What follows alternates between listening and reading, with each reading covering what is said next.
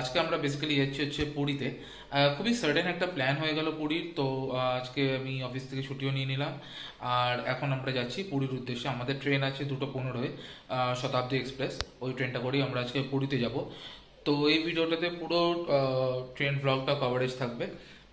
তো কি কি মানে ফেসিলিটিস আছে ট্রেনটার মধ্যে, কি খাবার দাবার দিচ্ছে, সব কিছুই কভারেজ থাকবে। আর আগামী দুদিনে আমাদের পুরীর প্ল্যান আমি ছোট করে একটু বলে দিই। কালকে আমাদের জগন্নাথ দেব দর্শনের প্ল্যানটা আছে, আর পরশু আমাদের চিল্কা ভ্রমণের প্ল্যানটা আছে। তো আমার ভিডিওর সাথে থাকুন, আমার চ্যানেলের সাথে থাকুন। আমার পরিবার এখন 364 জন সাবস্ক্রাইবারের একটা মানে মোটামুটি একটা ভালো পরিবার। তো আমি ডেফিনেটলি এই ভিডিও থ্রু দিয়ে বিভিন্ন রকম তথ্য ধরে ধরে তুলবো আর কি পুরীর সম্বন্ধে। আর আমি যে হোটেলটায় থাকবো সেই হোটেলের রিভিউটাও এই ভিডিওতেই দেবো। তো চলুন বন্ধুরা, এগোনো যাক। এবার আমি এখন ক্যাবটা বুক করব, আর ক্যাবে উঠেই আমরা হাওড়ার দিকে রওনা দিয়ে দেবো। তো চলুন, বাকি কথা হচ্ছে একদম হাওড়া স্টেশনে গিয়ে। তো ফাইনালি আমাদের ট্যুর স্টার্ট হয়ে গেছে। দেখো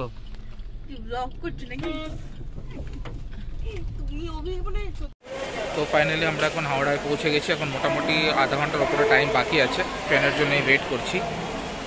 সবাই দাঁড়িয়ে আছে।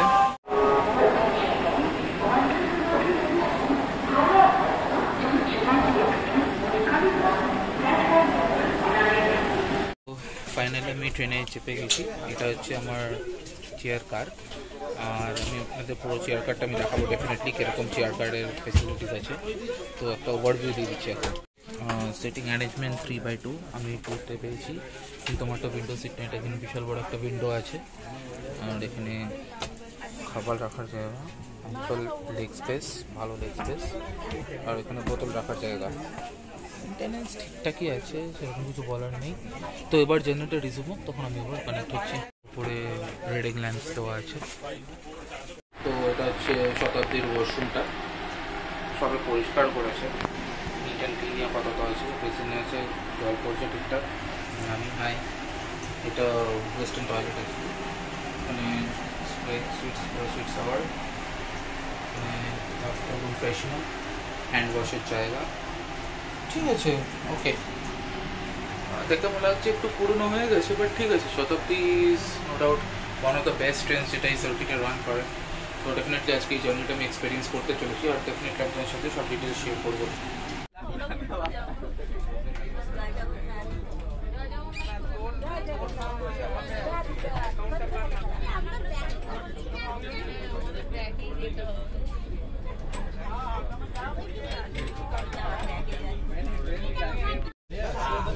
আমাদের ট্রেন একদম রাইট টাইমে ছেড়ে দিয়েছে। জয় জগন্নাথ। এখন জলের বোতল ডিস্ট্রিবিউট করা হচ্ছে। আমার এখানে লেগ রেস্টটা প্রপারলি কাজ করছে না। আমি একটা অ্যাটেন্ডেন্টকে ডাকলাম, দেখি কি বলে। বাইরের কিছু দৃশ্য। বৃষ্টি এখন থেমেছে আপাতত। ট্রেন মোটামুটি ফুল। আমি অ্যাকচুয়ালি ট্রেনটা উল্টো দিকে বসে আছি, যেদিকে চলছে তার উল্টো দিকে আমি বসে আছি। ওর এই প্রবলেমটা মনে হচ্ছে পেছন দিকে যাচ্ছি।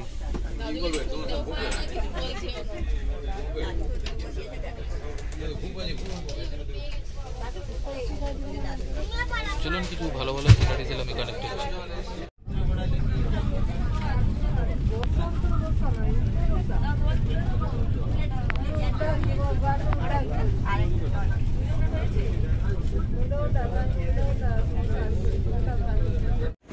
অবশ্যই 535 কিলোমিটারের জার্নি কমপ্লিট করে আমাদের শতাব্দী এক্সপ্রেস কটকে এসে দাঁড়িয়েছে। ট্রেন আপাতত আধা ঘন্টার ওপরে লেট।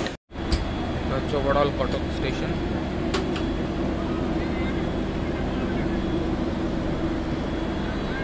তো আমি যেমনটা বলছিলাম, ট্রেন মোটামুটি আধ ঘন্টার উপরে লেট। ভুবনেশ্বর কটকে ঢুকলো।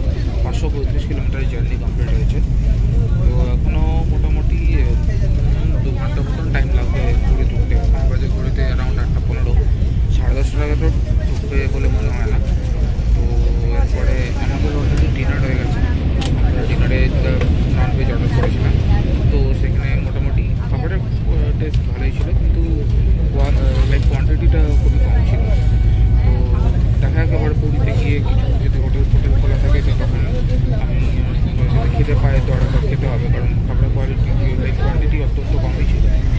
ওভারঅল তাছাড়া জার্নিটা মোটামুটি যাচ্ছে। ট্রেন ভালোই স্পিডে আছে, কিন্তু লেটও চলছে আবার। কিন্তু মেকআপ করার চেষ্টা করছে প্রচুর। দেখা যাক এবার পুরী কটায় ঢুকি। রাইট টাইম হচ্ছে 9:50, কিন্তু এখন তো অলরেডি 8:30 বেজে গেছে, 9:50 মনে হয় না ঢুকতে, কারণ এখন অনেকটা যাত্রাপথ বাকি আছে। বাইরে পুরো অন্ধকার হয়ে গেছে বলে আর আমি কোনো সিনস কিছুই দেখাতে পারছি না।